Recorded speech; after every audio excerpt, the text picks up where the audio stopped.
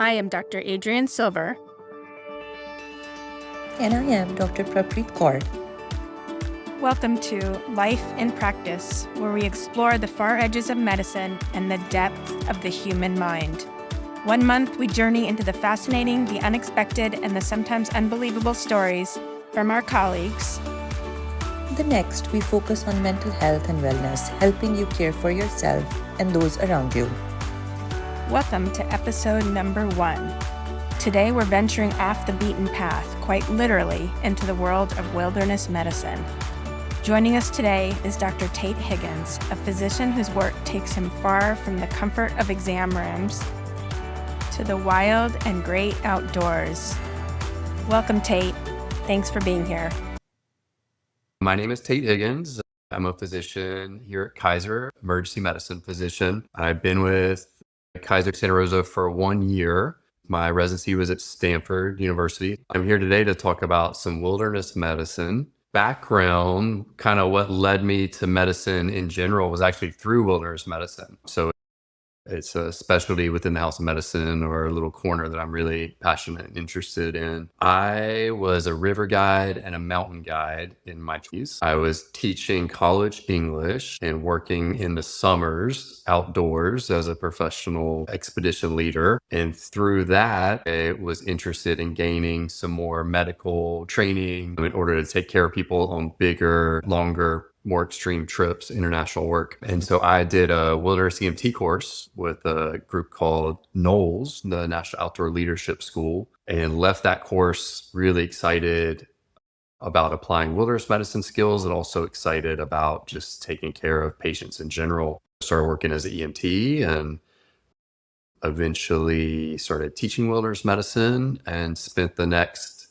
almost 10 years doing a combination of guiding wilderness trips, working as an EMT, and teaching wilderness medicine. And then through that, got to meet some really interesting emergency medicine physicians who encouraged me to look into pursuing more. And so a non-traditional path, came back to medicine after 10 years in the backcountry, and now really interested in continuing to combine those two things. So in your experience over those years, what was the first time that you felt like you needed to use your skills out in the woods and in the field? I was thinking about some memorable experiences and rescues, and I think about it in a couple different ways, defining what it is and how we apply it. And one is time. And so when we think about wilderness medicine, it's extended patient contact time. And then the other is having to improvise equipment. The other is having to make independent decisions. Often you're out there on your own. You don't get to call a specialist. You don't get to call for backup as easily.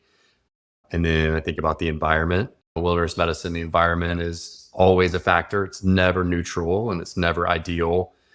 And then the final big one that we really think about in wilderness medicine is prevention, to anticipate and prevent injuries and illness. And so the reality is we spend a lot of time training and a lot of energy prepping and a lot of energy anticipating injury and illness early and preventing it. I had the unique opportunity early in my wilderness medicine work to work in Nepal.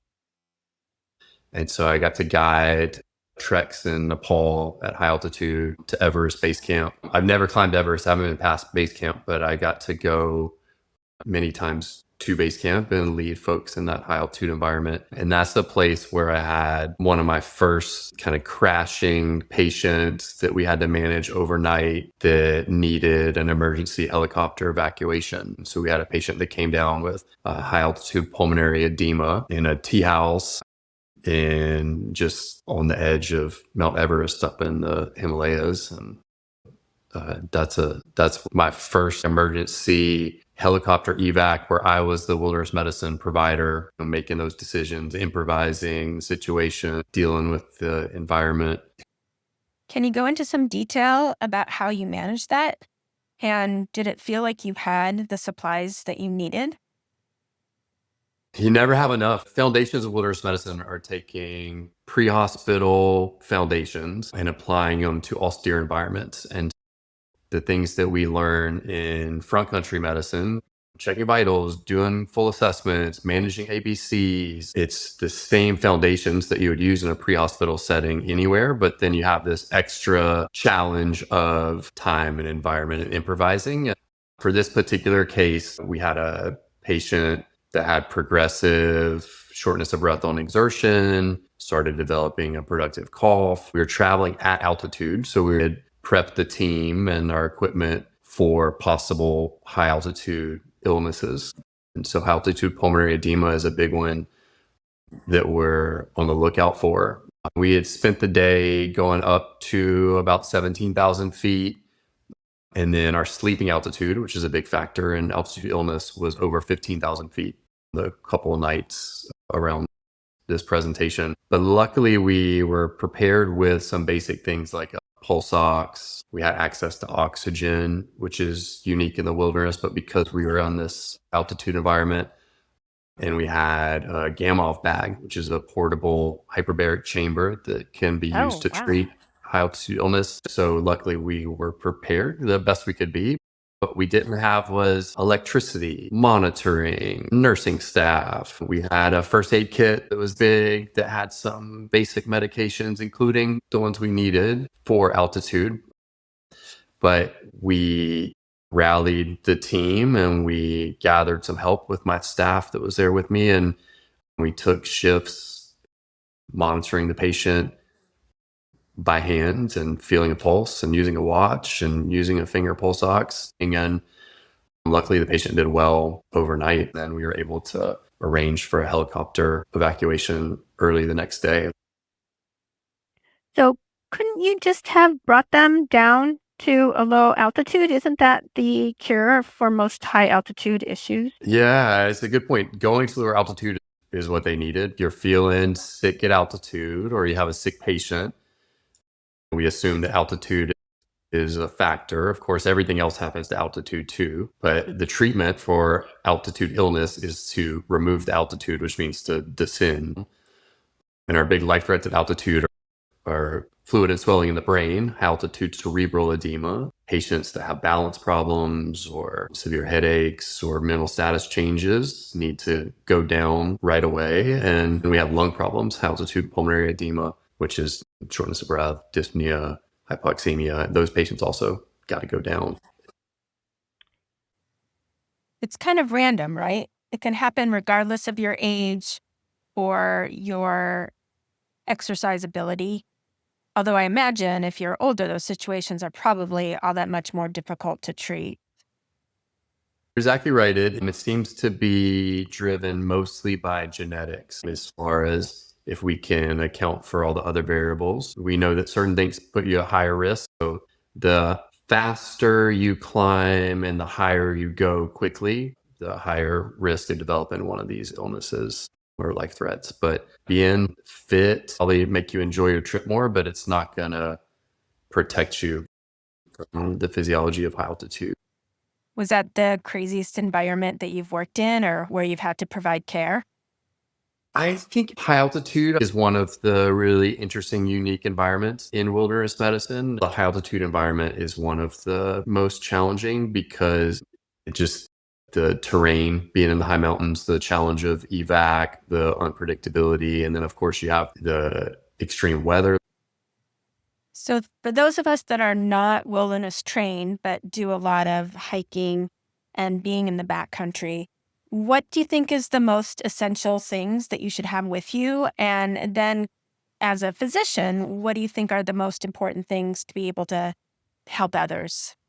Yeah, great question. I think spending a little time before you go on a trip, even if it's just for a day, to think about what could go wrong. Are we prepared for it? What equipment do we need? So just having that pause before leaving the house goes a long way. And then I think everybody that's doing any significant time outdoors or anyone that wants to assume a role of taking care of emergency situations and outdoors should have some training. There's great conferences around the country. They're always either at a beautiful place to ski in the winter or a beautiful place to hike and recreate in the spring and summer. There's a group called Wilderness and Travel Medicine that does conferences around that a lot of the Santa Rosa Kaiser docs have been to. there's a wilderness medicine society. And I think engaging in the thought process a little bit and thinking about like, how would I take care of a situation? So playing that what if game before you leave. And then it comes down to some basic first aid supplies, some basic survival supplies,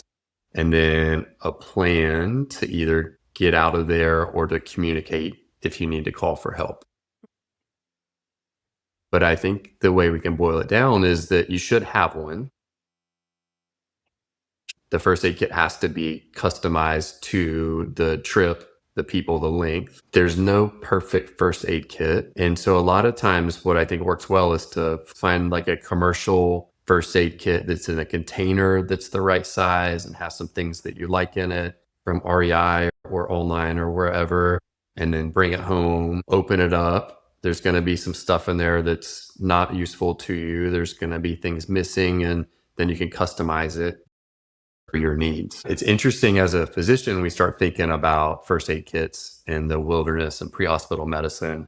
And we have all this training and skill set, and we start thinking about the what if scenarios. And it's really easy to start building a first aid kit that is huge and Gonna say you got unpractical. snake bites, you need your epi, you need your I was just thinking like portable crash, right? The reality is you can't bring everything. You can't bring the crash cart. You can't bring all the medicines. You can't bring all the splinting supplies. Even as my training has advanced and my experience has advanced, my first aid kit has gotten smaller, it's gotten more efficient. And part of that is time and experience, and then realizing what can we actually do in the backcountry. When I think about it as a physician, I think about what are the things that I can't improvise that are important to treat, like a life threat, something that I could reverse. So you mentioned epi. Having epinephrine is one of the few medications in a wilderness setting that could be life-saving. If I'm on an international trip and don't have access to a pharmacy, and I'm going to be in an environment where I'm worried about infections and I'm going to be out for days or weeks, then opens up this whole other category of, do we need to be carrying medicines to treat common infections? But my personal first aid kit, just to keep it simple, I think ABCs is where I start, like airway, breathing, circulation. And so do I have the ability to manage airway and breathing and control bleeding? And most of that, to be honest, is more skills and training than equipment. Like some barrier devices, protection, gloves, masks, those would be great to have. But airway management in a backcountry setting is positioning. And if you can get good head positioning, you can probably take care of it. And I carry NPAs and OPAs to help with that. And then it's all the CPR stuff we learn, rescue breathing and chest compressions. And the reality is, if you're doing chest compressions in a wilderness setting, the survival rate, with the exception of like cold water drowning in a otherwise healthy person, the survival is like very unlikely. But bleeding control is a big one. And so when I think about circulation, I think about, do I have the ability to control bleeding? And this goes back to training. And there's a great course called Stop the Bleed that talks about how to manage life-threatening bleeds. And I think it's a 2 or 4 hour course that people can keep an eye out for. It's offered locally. The things we mostly deal with in the backcountry setting are cuts, scrapes, sprains, strains, environmental stuff, minor stuff that if we have some equipment, we may be able to make patients more comfortable. So have a first aid kit and think about what you're going to use it for, and realize that you can't have every single medicine and every single Band-Aid. That makes a lot of sense. I think what you said in the very beginning, which is just to think about where you're going, how long are you going to be out there? From my experience in Colorado, people would go out and have really inadequate clothing. They wouldn't realize that even if it's 80 degrees outside, in low altitude, when you get to the top of a mountain, it can be hailing, snowing, lightning. So I think that it's such a good point for everybody that wants to get involved in this.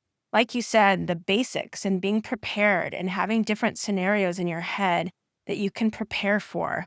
Having extra food, extra clothing, things like that. Because I imagine many of the things that happen out there are because people are not adequately prepared for it. Yeah, it's so true. And lots of our classic rescue stories always starts with I was just going for the afternoon. So I didn't bother bringing my rain jacket, or I was Right. just doing this. And so it's often those shorter trips, those day hikes that turn into an unexpected night out. Yeah, I think anytime you're leaving the front country, even if you're hiking Taylor Mountain, if you're just going, you should just have a brief check in about what happens if I break my leg at the end of this trail because a rock rolls funny, and what would I do? I hate having my cell phone in the backcountry, but I'll often just turn it off, put it in a Ziploc bag, and put it in the bottom of my backpack. So I noticed the last time I was hiking, I saw there's now a feature on the phones where you can actually link to a satellite if you don't have cell service in an emergency situation. That was new to me. I hadn't realized that because there's so many remote places you don't get cell coverage. That's right. The newer iPhones, like the last couple models, have a feature where you can get some basic satellite communication, even if you don't have tower reception. And you can at least usually get some text out. And so, yeah, thinking about Yeah, communication is really important. I that mean, that is. can be Absolutely. absolutely life saving. There's times where if there's a big injury or illness in the backcountry, then you do your best on scene. But what you really need is an evacuation. And that's the ability to initiate help when an evacuation is often the difference in life and death. So some sort of communication device is really important. And the iPhone is great with the satellite. There's the spot devices. There's Garmin, a couple different companies have options, but that's another just what if. Okay, what is our communication device if we need it? Are you planning on doing any other expeditions? And do you ever bring people with you? Because they sound amazing. Definitely planning more expeditions and get outside as much as possible. This year, I was lucky enough. I went down to Patagonia, to Chile, and I got to teach wilderness medicine CME to a group of physicians who were down there doing some of the world's best whitewater rafting and multi-sport adventures. And I got to Amazing. go help out at a wilderness medicine conference in Santa Fe this year with wilderness and travel medicine, which was great. My plan is to try to continue to teach wilderness medicine and to get out and do as many expeditions as I can. Keep an ear out and an eye out for opportunities and keep doing trips is the key. That's awesome. Thank you so much, Tate, for taking the time to talk to us today about wilderness medicine. I will definitely be looking up some of those conferences, which sound incredible. For everyone listening today, I hope this was as enjoyable for you as it was for me hearing from Tate about his experiences as a wilderness medicine doc. And stay tuned for our next episode, which will feature Paprit talking about mental health and wellness. This has been Life in Practice.